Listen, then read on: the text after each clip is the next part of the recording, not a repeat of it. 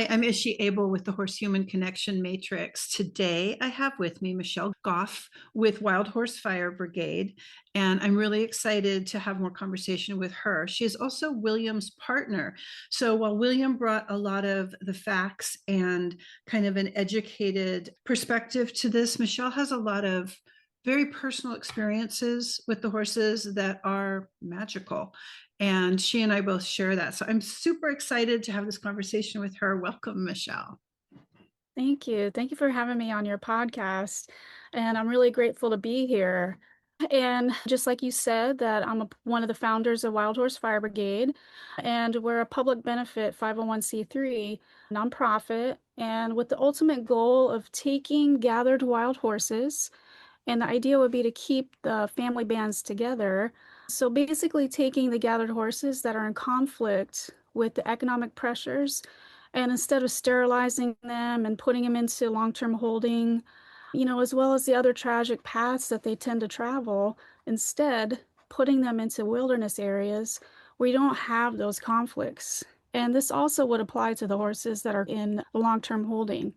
So we currently own and manage about 200 free-roaming wild horses, and that number includes 65 BLM branded Mustangs that were saved from kill auctions and that we've rewilded into our herd. And I've been with them nearly every day for the last 5 years. So I have this luxury of interacting with them, and not just random individuals, but with multiple family bands. And all of the interactions are always on their terms. So being accepted into the herd has been a real honor and privilege for me. The first time I was ever around a horse, I was 5 years old, Mhm. and my mom took me to this riding barn. And they paired me up with this little gentle little paint mare, and her name was Abby. And my mom, she rode this big, gorgeous chestnut. And he was a retired thoroughbred racehorse, and his name was Rabbit. She would take him into this big open field and she would go full throttle. And if you would have asked me back then, freedom was, I would have described that scene of my mom riding on this horse, running in this big, beautiful green open meadow, and like at lightning speed. And I could see that fire in that horse's eyes. Mhm. And I could see that my mom was in her bliss. So after interacting with and riding that sweet little paint mare, and then watching my mom with that big chestnut, I became absolutely obsessed with horses. And luckily for me, my grandmother, she was a librarian. So I called her up and I begged her to get me every single book on horses that she could find. And she sent me 3 books. And one of them was an encyclopedia of horses. Mhm. And I studied it every day. And I could tell you about every single breed of horses. But interestingly, there was not a single word about North America's wild horses. Right. Yeah, I remember studying the encyclopedia as a child too. The page where the horses were opened, the H opened automatically to horse. Yeah, yeah, exactly. Got a lot of use. Oh, that's great. And I love that image of freedom that you're describing. And Yeah, that's a lot of what we're talking about is freedom right. and the representation of our freedom, the freedom of the wild horse. I'm going to jump into these questions if that's okay. Yeah, yeah, go right ahead. So, living among the herd rather than managing them, what has that taught you about communication, trust, and belonging? Well, I think that there's a lot of ground to cover here, but I'm going to start by saying that I feel like humans are quickly losing their way, or maybe I should say we as humans are losing our way. Mhm. By the way, I hear this all the time, people talking about how mean people have gotten since COVID. And there seems to be a lot less kindness and grace and respect. And we have to ask ourselves, like, what's happening here? And I believe at least part of the puzzle is that there's an issue with connectedness Yeah. and how we're quickly traveling down this path of isolation and disconnection from each other. And I think that a large part of that is related to most people's connectedness to their devices. and which is in turn impacting their connectedness with other people and even to the natural world. So we're not connecting with each other and we're not connecting with the natural world. So I have this friend in San Francisco, and she takes the bus to and from work. So I get a glimpse of city life through her lens. Mhm. And she was telling me this really sad story about these babies and these toddlers. They're on the bus with their parents, and they're looking around and they're smiling and they're giggling and they're looking for another friendly face to engage. But everyone's oblivious because they're so consumed with their devices. And just when you think it couldn't get any worse, mom shoves a device in the baby's face. And it's at that moment when that vibrant expression gets lost. So, with that in mind, I would say that living with the herd has been like stepping into a master class on connection taught by sentient beings who communicate with raw honesty and presence. I had this profound moment of trust with one of the mares here. Her name is Phoenix, and I've known her since she was just like a few days old. And the first day I met her, she walked right up to me and she started nursing my chin. And so over the years that we've developed this really close bond. And I remember last year we had a family band. They were hanging out in the yard, and it included Phoenix, and there was a stallion, another mare, and then two juveniles. And we had this big, giant, scary dump truck up here. It was up here to lay gravel. But when they heard it and they saw it coming up the driveway, it scared them. So they all took off running. And as they were running past me, Phoenix, she had this very perplexed look on her face because she was looking at me like, well, why aren't you running? So it was in that moment that she stopped and she turned around and she leaned up against me. And then we were shoulder to shoulder, both facing this big, mean dump truck. And, Wow. you know, If people understand horses and running and dysregulation and fear and being a right. prey animal, that is an amazing thing for that horse to do. Yeah, absolutely. And it was in that moment in time that, I came to realize her depth of trust in me. Mhm. Horses, they don't hide their feelings or intentions. They live in the moment, and their trust is earned basically through consistency and authenticity. When you're among them and not as a controller, but as a participant, you learn that trust isn't something you command. It's something that you build through mutual respect and bonding. Mhm. And they choose the pace and the extent of that connection. Mhm. And so there's horses in each band that they're more curious about that connection than the other horses. Mhm. So when that curiosity kicks in, they will seek you out. And it starts with this intent look from across a field. And then they start getting closer and closer. And once they get comfortable, they'll eventually come up to you, and they will share breath. Yeah. And people ask me all the time, they're like, "Well, what does that mean?" So when a horse shares breath with you, well, I mean, they essentially put their face right up to your face.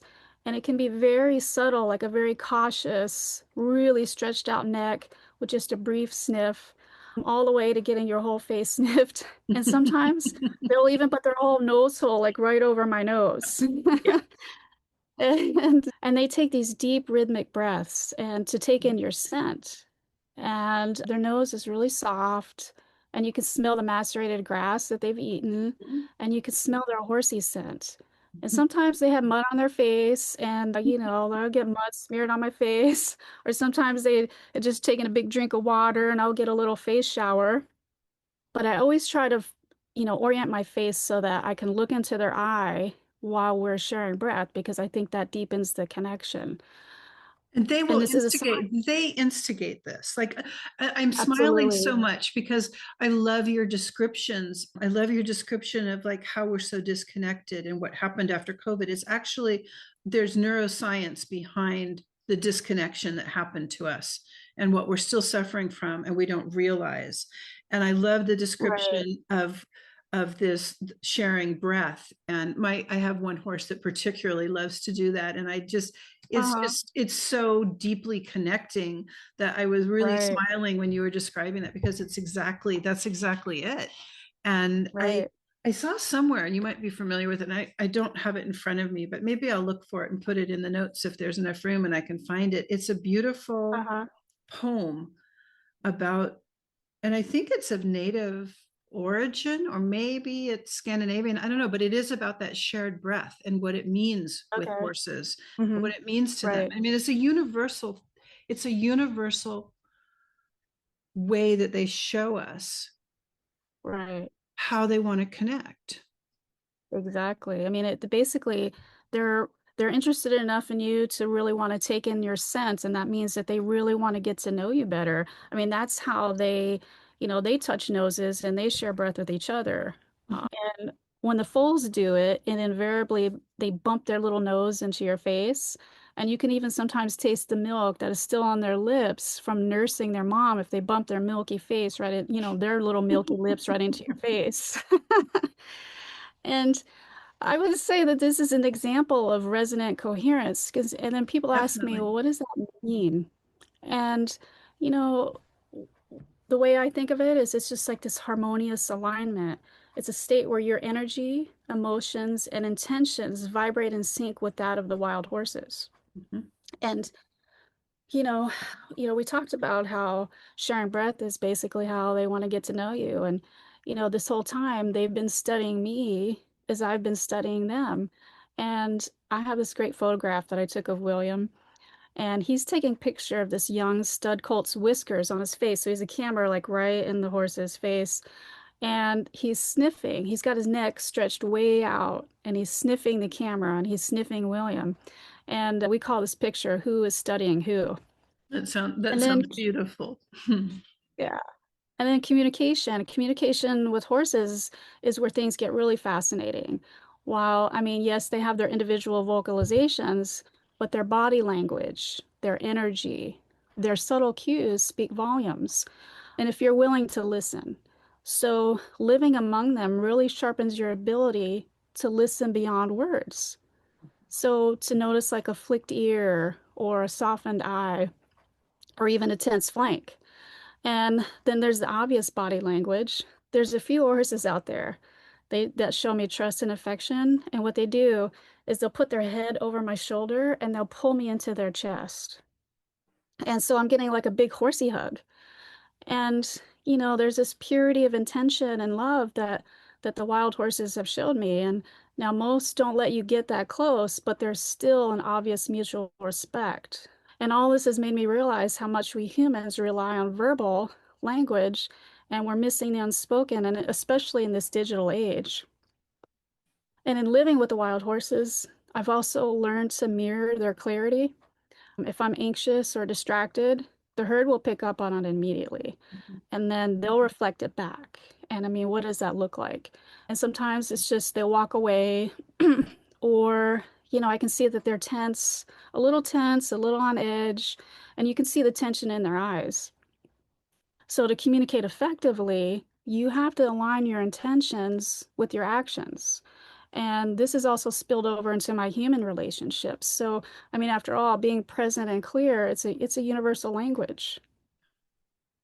These are beautiful observations, and it it amazes me, but it doesn't. Like, there are pockets of Mhm. people that are sharing these experiences. Everything that you've said, I have Right. experienced that. And I know several other people that Yeah. are slowing down. Like, the horses are successfully teaching us Hmm. many Right. places.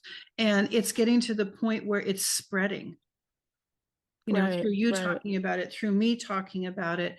And Right. it's so important. It's just, your description too about what's missing, about connection to the land, connection to each other, Hmm. connection to ourselves. Hmm. That's what my retreats teach. Like, those are I Okay. don't even know if you knew this. Those are the No, I points. didn't know that. Yeah, those are, Okay. I mean, you did a perfect commercial for my retreats. Like, it's like it couldn't have been better. And so it's so needed. Like, that is what we need, Mhm. in my Right, in right, my opinion. Yeah. right, right. And then as for belonging, the herd has shown me it's mu much more than just fitting in. It's about being accepted for who you are within that group's rhythm. So horses have their roles. You know, you have the leaders, you have the protectors, you have the nurturers, and they don't force each other to be something they're not. So when I exist alongside them, you know, I've found my place in their world. So there's a moment I'll never forget. I was standing next to a family band, and it was in the early afternoon, and they were all standing under this cluster of juniper trees, and they were all napping. And I could feel all of us were breathing in sync, and the energy was powerful, but it was meditative. I mean, it was like it was almost hypnotic. It was this deep, relaxing state that they shared with me, and I was open enough to accept it. And I mean, even bask in it. And, you know, that's belonging. It's not imposed, but it's earned through shared presence and space. So ultimately, living among the herd has taught me that trust, communication, and belonging are all interconnected. I mean, you can't have one without the others. And horses, and they don't let you fake it. They demand that you show up fully. And in return, they offer a kind of connection that's about as real as it gets. Yeah, I've had that experience too of walking into a herd of 30 horses that were living wild on 300 acres, not entirely wild, they were being fed, but and Hmm. walking into their force field, the electromagnetic field of their hearts that's joined together with that many Right. horses. And I mean, it was Hmm. really like walking into a force field, like from Star Trek or Right. something, that's just filled with love. Yeah. And you can feel it. You Yeah. feel that. Hmm. Yeah, Yeah. it's incredible. And It's a so pretty it's pretty intense. it's really intense. And so the fact that, and Yeah. I'm sure it affects our brain waves, like I would love to see measurements of that and understand that better, but it's enough just to experience it. And I only think that when humans lived in tribes that and with horses that we magnified that we magnified each other and Yeah. that people Hmm. lived like it just moves my heart comparing the scene you're talking about on a bus to what it would be Hmm. like to live in a tribal society that felt like it does walking into the heart field of a herd of horses. Like we're missing it. Right. We're just missing. Absolutely. Yeah. Absolutely. I'm going to go to the next question, okay? Okay. Emotional field and healing. Can you share a moment when a wild horse responded to your emotional state in a way that changed how you understood healing or connection? Yeah. I had this very unique experience with a mare where we were both grieving over together over her dying foal. Mhm. And this is a very emotionally tough one to discuss, but you know, I think it's really important for people to hear about it. So we have this very fierce mare out here, and her name is Cinnamon Chai. And this girl, she is full of fire. And she's the mare in this particular family band. If any other horse approaches, she's the first to charge at them. She'll do the double rear kick, the ears back, like the whole bit. And as far as my connection with her, we there's a mutual respect, but she's a 3 feet bubble kind of girl. And that's so I'm not allowed to breach that bubble. And this also applies to our herd mates. And you know, that's just a part of who she is. So last year, she had this cute little colt, and we named him Archie. And they showed up one day last fall without him. And I'd been admiring him from afar. So, I mean, I was pretty heartbroken realizing that he was gone. And there was this heavy, mournful air that hung over the entire family band. And their heads were all hung low, and they sort of just kind of slowly moved about. And I was absolutely heartbroken, and I shed tears, and I was just present with them. Well, noon rolls around, and I look down the hill, and there was Archie. He's standing down there all alone.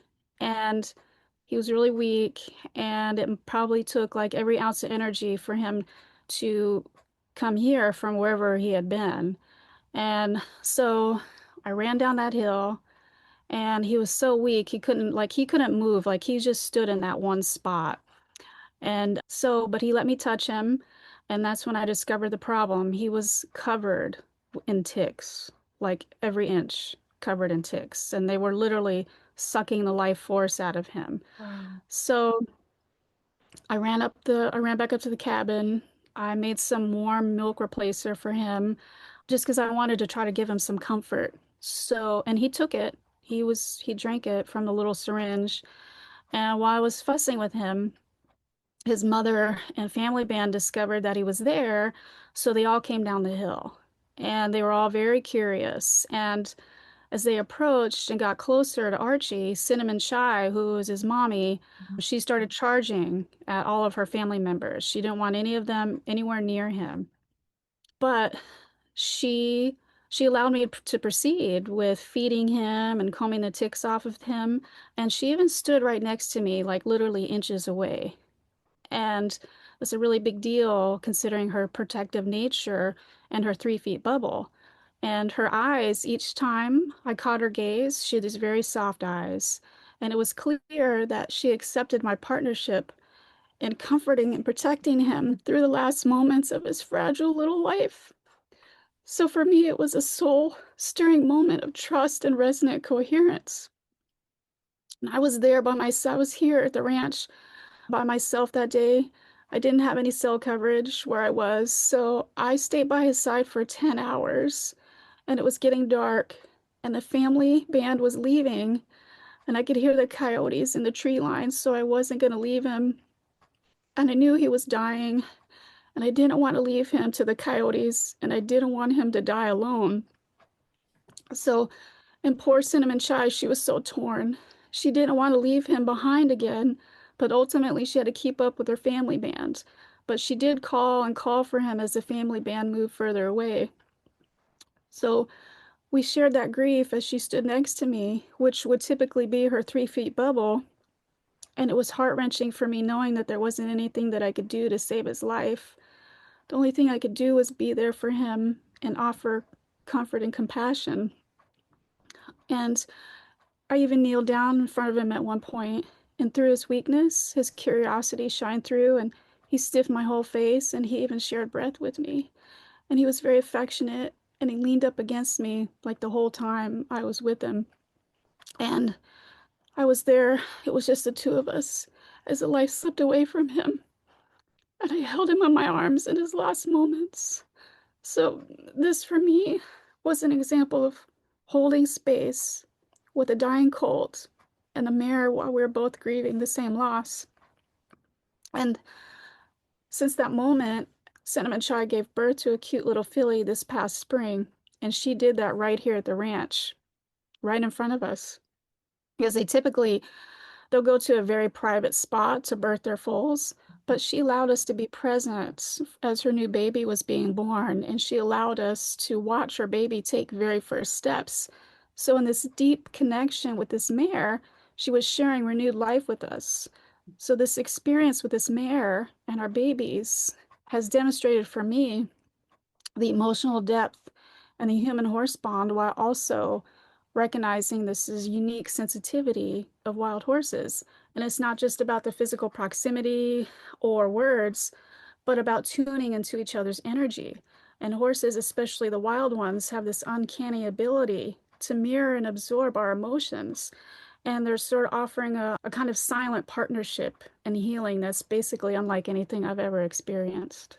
Yeah, that is a beautiful and touching story. And I just want to comment like from a different viewpoint. Like I know there are people out there who would question the validity of that and who would question that it's us projecting feelings onto horses, but Right. I know that animals grieve. I know that horses grieve. I know Hmm. that They elephants do. grieve. And Absolutely. and I've experienced that kind of connection too, where they share emotions. And I think, horses have the largest limbic system of any land mammal. And their ability to empathize outshines a lot of humans. They definitely have that ability. Right. I'm just saying there is no question that these things happen. There are no sick wild horses. There are no old wild horses, at least not for long, because there are predators. Right. And because Right. that's the way the circle of life is designed. The whole idea of like twitching a horse is that you're releasing endorphins. Hmm. If horses are attacked by wolves, you know, and they bite on the face, which is what they do, and try to get the breath, Right. put their mouth over the breath so the horse suffocates. But the act of like Right. pulling on the lips activates these endorphins. So you know about this, Yeah. that Yeah. ease the death, that like giving Right. someone Right. dying morphine. Right. It allows them Exactly. to die with that grace and with not the fear that Right. would be present. And at the same time there are very real emotions that live in animals that are not Mhm. recognized. And to Right. me there's also a point about that these are wild horses. Like you might expect more of that in domestic horses, like in dog, like they live with us so they know us, so maybe there's more exchange. And these horses Right. know you, and they're communicating that, and communicating through emotion is something that animals do. Like Right. they don't have words, but they have an empath way to communicate. Right. Yeah. Yeah. We had one of the horses that I bonded with as a filly, and we were really bonded. And when the next generation of horses were born, I was also interacting with another young filly, and she didn't like that. And she made it very clear to me that I was her person, and that don't worry about that other little horse. It's funny how when they pick you, they really pick you. Yeah, jealousy exists too. Yeah. It's Yep. real. Yep. It's a real thing. So, horse human parallels, what do you see reflected in the wild herd that mirrors what's missing or wounded in human communication today? Well, spending time with the wild horse herds, you see a strong, healthy, structured community with each individual showing up with purpose. And the structured community is key to their survival as well as passing on their genetics. So their unity is really what stands out to me. I mean, every horse in the herd knows its role, whether it's the lead mare guiding the group or the stallion keeping watch. And while there is a hierarchy, it's more about purpose, and each member contributes to the whole, and there's no posturing or ego-driven conflict. And to me, there seems to be this social erosion going on in human communities. I think that people seem to be disconnected from shared purpose. And I mean, you see families are torn apart over things like vaccine status or whether they're red or blue. And then there's competition for status and material things. And I also think people are becoming more isolated by technology. And then there's this whole social media experiment going on, and it seems to have really perpetuated this lack of kindness, grace, and respect that we talked about earlier. And it's happening in ways that I think it's really getting out of hand. So the herd reminds me how much we crave this sense of collective belonging where everyone's strengths are valued without diminishing others. I mean, even separate family bands work together, like often in the spring, you'll see the family bands gathering together in close proximity to each other because that's when most of the foals are being born. And it's probably a way to protect their new foals because there's strength in numbers, and they stay true to that. And that's how you survive is through cohesiveness. And this makes me think of Kohana and Macchiato. It's a story about trust and purpose and collective belonging. So, as I mentioned earlier, we have rewilded about 65 BLM branded horses that unfortunately found their way into the kill buyer pipeline. And we work with various advocates to rewild these guys. And there's these two geldings that really stand out to me. And their names are Kohana and Macchiato. And these two BLM branded geldings are like the faces that never made it to the Facebook pleas for raising funds for bail. And probably because there's these small, plain brown horses. So they just were loaded directly onto the direct slaughter truck. So, but there's these savvy advocates that are out there, and they found out about these two guys, and they tracked that truck down, and they bought them directly from the kill buyer. So these poor boys, they had been through the ringer. They had been abused, starved, and you name it, they had never been treated kindly by humans. And when they came out here, they still had their slaughter tags on their hind ends. So they hung out here for a while and they're trying to figure out, what their purpose, what their connection was going to be to the other horses. And that consisted of one stallion, one mare. Oh, You do I need cut to go out, back? you cut out for just a So minute. they So kind of hung out. Okay. from the Okay. truck, From the truck. Okay. they had Um, their tags. They disloaded and they had their tags, and oh, that's where you cut out. okay. Okay. So when they came out here, they still had their slaughter tags on their hind ends. Hmm. And they kind of hung out here for a little while. They were trying to figure out what their purpose and what their connections would be made to the other horses. Hmm. And they were ultimately welcomed into a family band that consisted of one stallion, one mare, and one foal. And Kohana took on the role of the fierce protector. And then Macchiato took on the role of the nurturer. So Macchiato spent a lot of time with the foal, while Kahana, like, he never left that mare's side. And it completely changed the dynamic of that family band. Because before the arrival of Kohana Macchiato, the mare had zero confidence. And but she became really confident with her newfound herd mates. And even after all that adversity that they endured, they came out here and they became very important members with a defined purpose that made that family dynamic even better. And it's also a lesson in resiliency.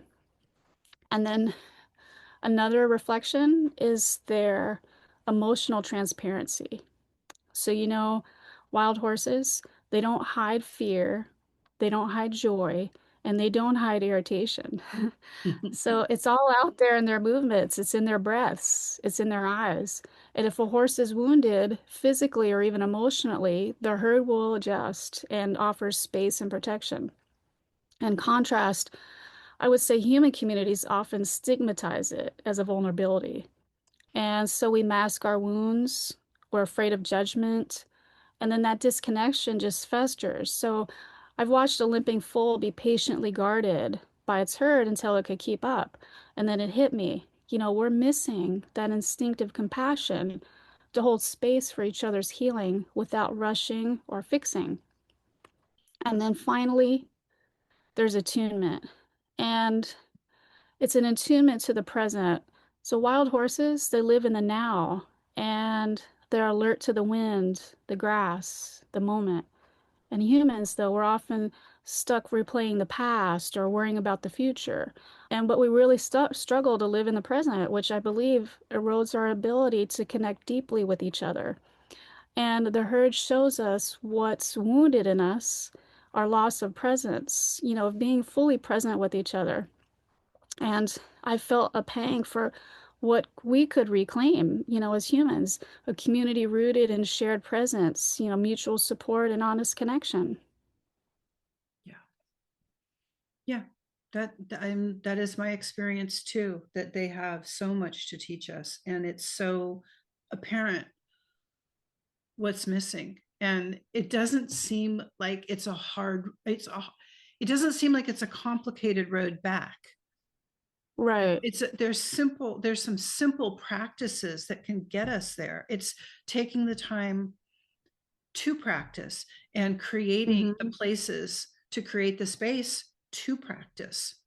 Right. And what you're talking about are also the spiritual foundations, I think, of most religious tenets across the board. Like that's what we're missing. It doesn't it's not Right. I'm not saying it's like a Christian thing. It's a Sure. Hindu thing, it's a Buddhist thing, Right. Right. it's an Islam thing, it's a Jewish thing. Right. It's Mhm. across the board. And the spirituality of the horses is so plain and present, that, like, just like you said. I love that your observations are so parallel. So with the fire and the horses, the wisdom that they have, when they came through your area and the herd had already grazed down the land, what went through your heart in realizing that they'd protected the land and the home there? So, well, I wasn't here for that event, but I lived in Grass Valley. I lived in the Grass Valley area back in 2020. And that's when the fires were all around that area. Mhm. And I lived in constant fear because that area is choked with fuel. And what I mean by that, there's abundant, unmanaged grass and brush, and there's just so many dead trees. And I ultimately left that area because I couldn't live with that fear any longer. And that's when I came up here. And there's a stark difference between the level of fire fuels here versus where I moved from because it's well managed by the horses. So I could see it for myself, and the difference is profound. So I no longer live in fear during the fire season. And these wild horses that I live alongside, they graze the land down to a patchwork of short grass, creating these natural fire breaks. And, it's not human orchestrated, it's just their natural rhythm. Basically, it's their ancient way of moving through the landscape. Mhm. But the grazing creates these fire breaks. It's a buffer that slows the fire's hunger, and it protects not just my home, but the land itself. And the horses, they aren't just surviving here, they're shaping the land. They're holding it in balance. And before coming out here, I'd read about how grazing can reduce wildfire, but seeing it play out is another thing. Knowing their hoof prints had drawn a line in the fire that the fire couldn't cross, this really hit me pretty hard. And they're whispering a truth that people are too busy to hear. They're not just part of the land, they're its caretakers. And it's Ooh. this wisdom, this instinctive knowledge that humans often overlook or try to control. And I feel this pang of sorrow because I'm inspired by this herd every day. And I ask myself, how often do we push these animals out? We round them up, we call them a nuisance when they're quietly saving us. And the herd doesn't need my thanks, but I feel it in every fiber. They've given me a gift, and not just a gift of safety, but a gift of understanding. I mean, their presence, their grazing, and their way of being, it's a partnership with the earth that we've forgotten how to honor. And the remnants of what that fire left behind, that fire showed me what's possible when we let their wisdom lead. Yeah, absolutely. I know what you're saying is 100% true and right. I was on 200 acres for 10 years, at least Hmm. in the summertime, and for several years, all year round. And I had cattle and I had horses and I had goats, and they all worked in unison to manage Right. that land. Like, I didn't feed Hmm. them, I didn't do anything. They saved the tall grass where there was, underground sub irrigation where the grass stayed green Okay. through August and September. Hmm. They saved that grass for August and September. They, Okay. used the deer trails. They did not Yep. erode. Yep. They did, I'd had cattle leased there before who tried to drink from the berm of the pond and eroded it away. But these animals Yeah. didn't do that. They were respectful. They Right. drank from the sides, not from the front of it where that would cause damage. They know, like, I Right. have never ever in all of my hiking and roaming around that ranch seen a deer trail wash out. Animals know what they're Hmm. doing. There Right. were microclimates on that land. In fact, they showed me sometimes it'd be really, really cold, and they would take me to a spot that was Hmm. 15 to 20 degrees warmer in a little hollow, Wow. just so where the wind came. They know, Hmm. like, the Yeah. amount of wisdom and knowing that exists in the natural world would just blow the minds of most humans. Like, they can't even Yep. comprehend it. We think we're Yep. superior. We absolutely Right. are not. Right. I agree. Yep. The cost of losing them. How do you imagine the emotional and ecological landscape would change if we lost wild Mustangs altogether? And I asked this question in kind of a similar form to William. And, he came in. I just want to, like, remind the audience, in case they missed that podcast, that with the sterilization that's happening, with the management and roundups and genetic bottlenecking that are happening, the extinction is imminent at this point, unless something Hmm. changes. Yep. Absolutely. I mean, it's a very pertinent question. And the thought of losing the wild Mustangs altogether, it feels like imagining a world without a heartbeat. I mean, emotionally, it would definitely leave a void. It would be a silence where their thundering hooves or their fierce spirit and their quiet wisdom once spoke to us. And for those of us that have felt their gaze or stood among their herds, they carry this raw, untamed essence that reminds us of freedom and resilience and connection to something bigger. And I believe without them, we would lose a mirror to our own wildness and a living link to our history and the land's history.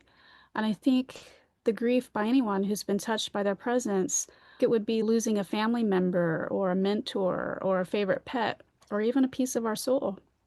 And I believe that absence would haunt us, leaving us lonelier in a world already starved for authentic connection. And then ecologically, the loss would be catastrophic. Mustangs are keystone herbivores, and they shape the land in ways that people are only beginning to understand. Their grazing reduces the wildfire fuel. And as I see it here, they create these natural fire breaks that protect entire ecosystems. And their hooves aerate the soil, and their movement scatters the seeds to their dung, and their presence balances the predator-prey dynamics. And then they're also immune from chronic wasting disease. So they actually clean up the vector as they graze. So without them, we would see an overgrown grasslands and forests turn into tinder. We would see more intense wildfires and more often.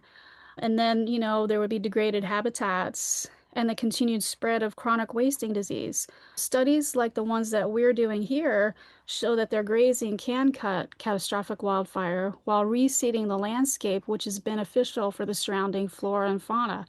So if you lose that, and you're not just losing horses, you're losing forests, you're losing wildlife, you're losing the land's ability to regenerate. And the ripple effect would hit everything from the soil microbiome to the elk, to the rivers that depend on the healthy watersheds. So, in a more poetic sense, and going beyond the data, I would say it's the emptiness of a sagebrush plain without their silhouettes at dawn, the way the wind would carry no echo of their calls. We would feel it in our bones. It would be a world less alive, less whole. And the Mustangs teach us that the emotional and the ecological they're intertwined. And to lose them, we lose a piece of the Earth's pulse and our own capacity to belong to it. Wow, that is so beautifully said, read, written. That's amazing. Yeah. Communicating to the public, many people have never truly felt a wild horse's presence. What do you wish they could experience, even for 5 minutes, that might open their hearts to protect, so that we would do more to protect Mhm. Mhm. these animals? Right. Great question. Yeah, I wish people could feel that electric mix of awe and humility, the way a wild horse's presence strips away the noise and reminds you what it means to be connected. And not just to them, but to the earth itself. And it's not just their beauty, it's their resilience, it's their untamed spirit, and they've survived millions of years of hardship. And if people felt that for even 5 minutes, I believe their hearts would crack open. They'd understand why we can't lose these living legends. We can't let them vanish. And, why protecting them is about saving a piece of our own wildness, our own capacity for wonder. And that feeling, that fleeting connection could spark a fire to fight for their place on this earth and on this land. And I actually want to share a little story about a rescued foal and a nonverbal little girl. Last summer, we got a call about this really thin mare, and she had this little baby by her side. So we went out and we found her, and she was in pretty bad shape. And she was nursing this young foal who was also in bad shape. And she was a young mare, and all the other horses that were in the area had really great body scores. So we couldn't figure out like what happened to her. But we put it together a plan to trap her and the baby and try to get them to the sanctuary as soon as possible. But, wild horses have ideas of their own. So it took us 2 weeks to get her. And we went out every other day looking for her, bringing her food and bringing her water. And we noticed the last 7 or 5 days before we were able to get her that we didn't see her foal with her. So we assumed that the foal had died. So after 2 weeks, we we were finally able to get her, because what had happened was is she got used to seeing me bringing her food and water. So when I would come out, she would actually started coming up to me. And so the people that were helping us built the corral around me and this mare while she was eating. And we were able to get her into the trailer and get her to the sanctuary. And it was one of those long days. We actually didn't get home till like 2 a.m. And then we got a call the next morning. Somebody had spotted the foal, and we were shocked. We were like, "You've got to be kidding me!" So we went out, and sure enough, there was this little poor little horsey little girl, and she was emaciated, and all of her bony prominences were all like the fur was gone. I mean, the poor little girl was in really bad shape. And the sanctuary couldn't take her because they didn't have the resources for a bottle baby because she was still a bottle baby. So we actually took her to a friend of ours who took her in, and she basically brought her back from the brink of death. But, it was a lot. And she was telling us how she actually named her Reba. And when Reba would sleep, she would cry. And, she had been through so much. But through her recovery, she was introduced to a little human girl that was nonverbal. And when the two of them got together, it was like pure magic. So it was two little girls that were healing each other. And we actually have some videos on our YouTube channel about this story. That's very touching. This has been just amazing listening to you and the thought that you've put into answering all these questions and your experiences and being able to share them the way you have. I have one more question here. The quiet Okay. revolution, in your view, how does relearning to relate to wild horses through sensitivity, presence, and mutual respect reflect a broader revolution happening in human consciousness? I would say relating to wild horses through sensitivity, presence, and mutual respect feels like it's like a quiet revolution. It's a subtle but seismic shift in how we see ourselves in the world. When you stand with a wild horse, you can't just command or control. You have to listen and you have to feel and you have to meet them on their terms. So that act of slowing down and tuning into their energy and letting go of ego mirrors a broader awakening in human consciousness, one where we're just rediscovering how to coexist rather than to dominate. And this revolution is about remembering what we've lost in our rush to modernize and the ability to be present, to honor the intelligence of other beings, and to see ourselves as part of a living web and not above it. Wild horses, with their raw authenticity, and deep-rooted connection to the land, they're like our guides, and they're pulling us back to that truth. And I've seen it in moments when a visitor softens in the presence of the herd. Their shoulders drop as they realize there's a dialogue happening, but without words. And that's the shift, moving from extraction and control to reciprocity and respect. And, you know, it's happening beyond horses too. I mean, you see it in people fighting for true indigenous wisdom, or in rewilding landscapes, or seeking mindfulness to heal fractured communities. So, relating to Mustangs, this is just like a microcosm of that. It's relearning to value what's wild, and not just in them, but also in ourselves. And it's a revolution, but it's a quiet revolution. So it doesn't shout out from the headlines, but it grows in the hearts that feel the pulse of the herd. And they realize that we're all part of the same story. And if we can learn to walk beside wild horses with humility, we might just learn to walk beside each other and the earth in the same way.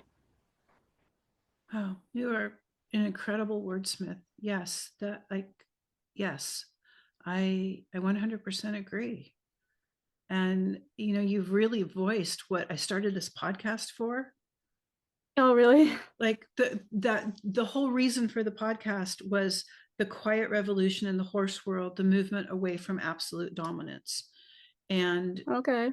my other business is called In Rewilding Together, and it's retreats Okay. that teach the things that we both talked about today and that you've so beautifully elaborated on that we're missing.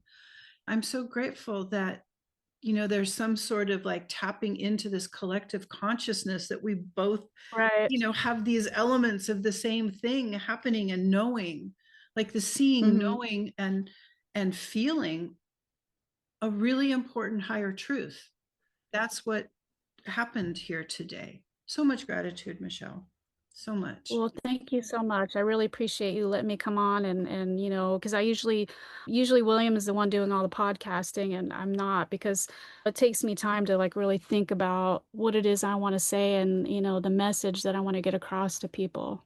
Yeah, well, this has come across very clear to me, hopefully to the listeners. I've been a little remiss about asking people to hit the follow button, subscribe to the channel. Like all Uh-huh. of that There, feels like yeah, yeah, so yeah. Right. commercial, but Mhm. those things are important to spread this word. Yeah, I'm feeling less right. shy about it now that I feel like I have more purpose. In this winter Hmm. series that I'm doing this winter is going to be all about Mustangs. And on our website now, we have a Mustang trip planned. We're leaving from Bishop, California, and we're going to Hmm. be going into Nevada for a 4-day pack trip on string horses to visit with the Wow. Mustangs and practice some of the things that we teach in our retreats as far as Wow. how we connect with each other, Mhm. connect with somatic movement and mindfulness in the saddle. So all of those things Right. are coming up. And then there's a Good. rewilding, remembering the whispers of reconnecting with our intuition and clairvoyance, Hmm. and that will be in May. The Mustang trip is in June, and all of that's on our website. So, like, you've been a perfect commercial unintentionally for the things that we have going on, and I love it. I just love it. Oh, Great. Right. Well, yeah, and we are, come check us out. We're Wild Horse Fire Brigade. We're on Facebook, Instagram, YouTube, and I think a couple others. And then our website is wildhorsefirebrigade.org, and you can check us out there too. We have a documentary going through the film festivals, and it's called wow. Horse of Nature. And we've already won some awards, so we're pretty excited about it. We want to get it so where everyone can watch it because it's the story of the fire that moved through Hornbrook and how it impacted the community, and basically what the horse's role was in helping CAL FIRE stop that fire. Mhm. And it also talks about our relationship with those horses. So it's Yeah. a really beautiful little story.